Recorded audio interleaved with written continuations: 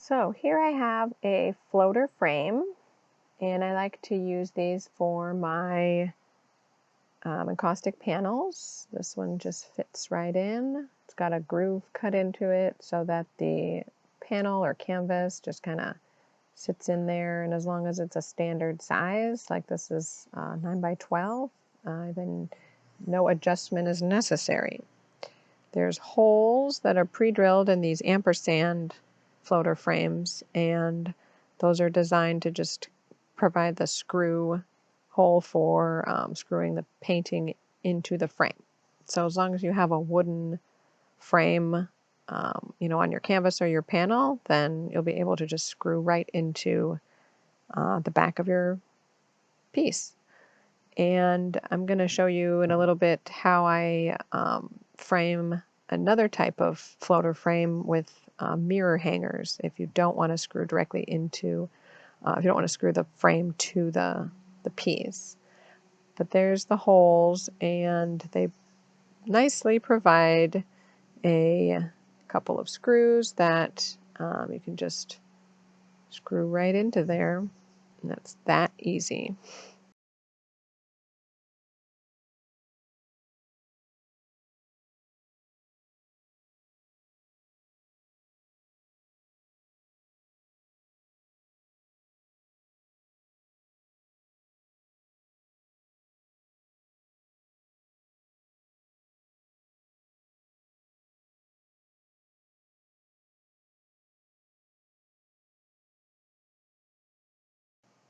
Next, I'll show you a different type of frame and how I put on the wire to hang them.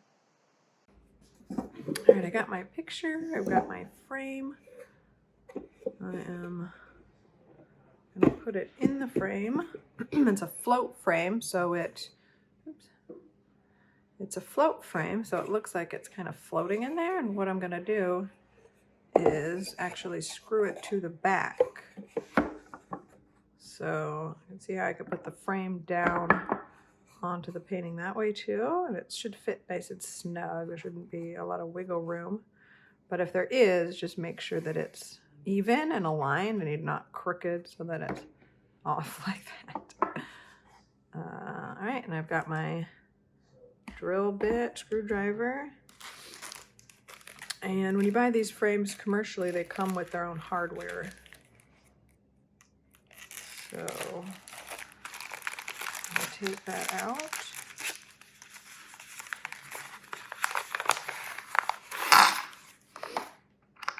And these are mirror clips, and they're designed to go on the frame and on the picture, on the painting.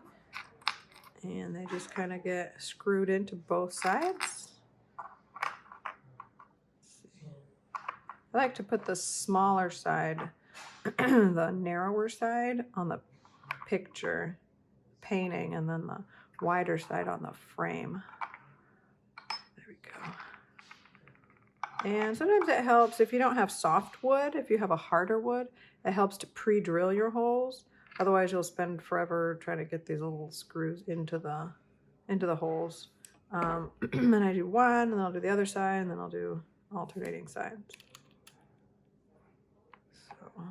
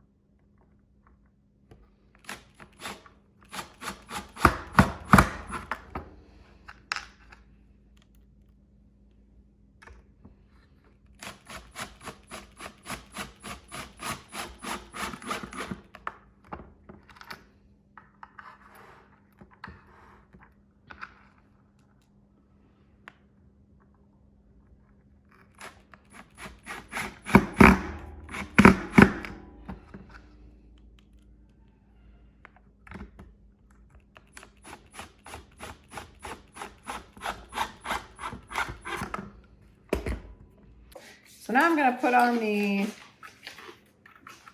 wire using these D-rings, and I usually put them on about a third of the way down so that the wire can kind of bend and doesn't stick up above the piece. Again, sometimes it's helpful to pre-drill.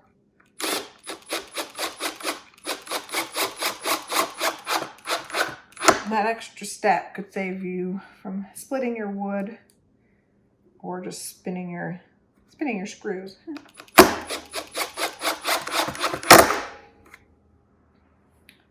Using the right screws is also a good idea. These are designed for wood and they're small, but you don't need a super long screw for this purpose. But I like these little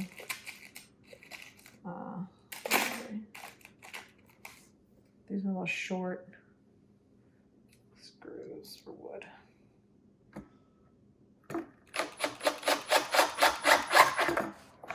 Okay, and now that those are done, we're going to put our wire on.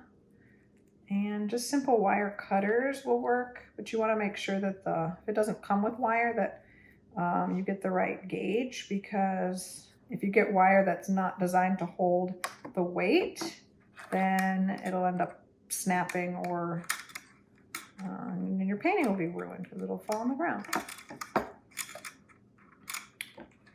So this part, because I used to work at a frame shop, this is how I do it. I put it through, make sure it's even, kind of pull it tight because it will stretch. And then I make a loop and do basically a half knot and kind of pull it as tight as I can. And then I do that to the other side. Do the same thing, pull it tight. And then you can wrap it. So then I will start taking this extra and wrapping it around. That helps stabilize it, and it also gets rid of all the extra wire. Just be careful. Sometimes these ends are kind of sharp and you don't want to poke yourself. See how it kind of stretches? That's okay. That's why I put the D-rings closer towards the middle.